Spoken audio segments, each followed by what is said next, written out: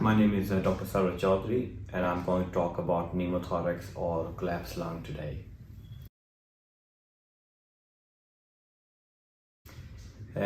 Pneumothorax, to understand it better, we need to understand the linings of the lung.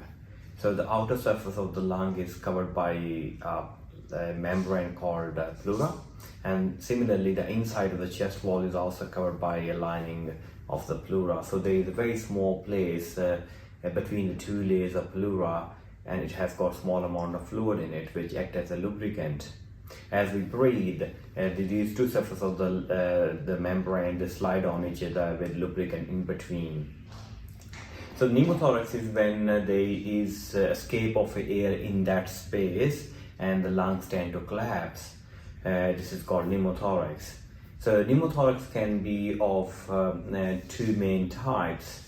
Primary pneumothorax is when there is no underlying lung disease and the patients develop generally a little hole in the lung which causes escape of air to the pleural space, causing the lung to collapse to various degree.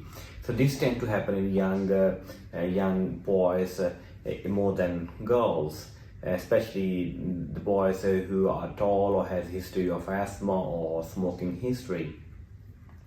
The other type is called secondary pneumothorax. It happens in people who have got underlying lung disease and especially emphysema or COPD, and one of the hole or bleb ruptures causing the air to escape around and causing the lung to escape.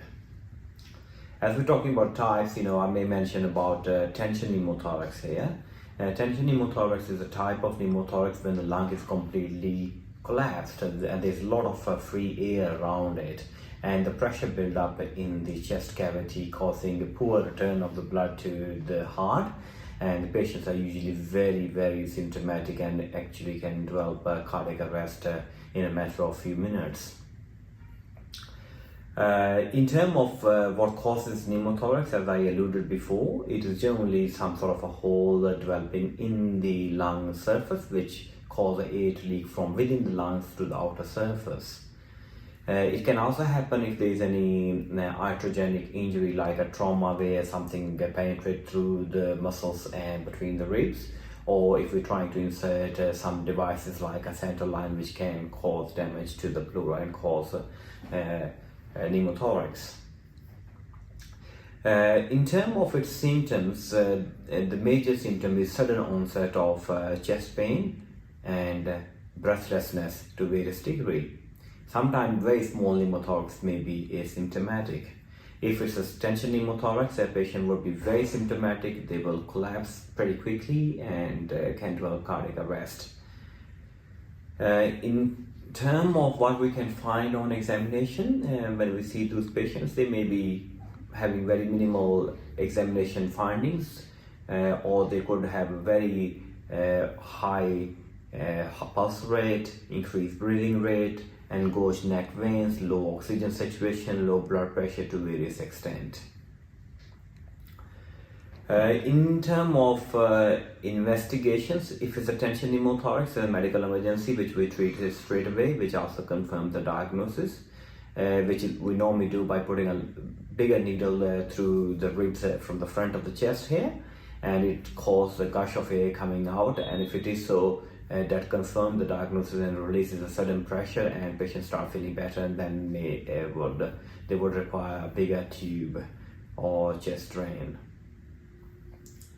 In terms of primary pneumothorax, we normally need to do a chest x-ray in stable patients which confirm the pneumothorax and also give us an idea about the severity of the pneumothorax. If an ultrasound is available and the doctor has got expertise in doing this type of ultrasound, it can be very sensitive tool and can be performed pretty quickly. In patients who may have a complex pneumothorax or underlying significant lung disease, we need to do a CT scan. Talking about how we treat pneumothorax, it depends on the severity. As I alluded earlier, patients with tension pneumothorax are treated straight away. Patients otherwise with primary pneumothorax who have a small pneumothorax and they're not really symptomatic with normal blood pressure and oxygen saturation, nowadays we tend to treat them conservatively, meaning we just observe them. and that hole normally getting sealed in the lung, and the air around it escapes, and the lung expands back to its normal position.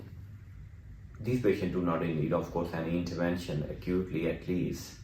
In patients who have got moderate size pneumothorax or who are quite symptomatic, those patients would require insertion of a chest tube. Chest tube is a small tube which we insert over the needle between the two ribs, and that will drain out any air in the pleural cavity, and the patient start feeling better. That drain may need to be inserted for more than 24 hours and sometimes a couple of days before it is removed. There is a small risk of recurrence in especially young boys. So if a person has got more than one pneumothorax which happens spontaneously, we tend to do a procedure to reduce the risk of recurrence. That can be done in various ways, and primarily they are called pleural disease, whereby we inject some medication in the pleural space to make it glued to the inside of the chest wall so the air doesn't escape again. Though it is a rare problem, pneumothorax, but its symptoms can be quite significant, and tension pneumothorax is definitely life-threatening if not treated promptly. If someone has got any symptoms, they should straight away call an ambulance or medical attention and go to the nearest hospital for further assessment and management of such problems. If you have got recurrent pneumothorax, you should talk to your pulmonologist or physician regarding interventions which can reduce the risk of getting further episode down the track.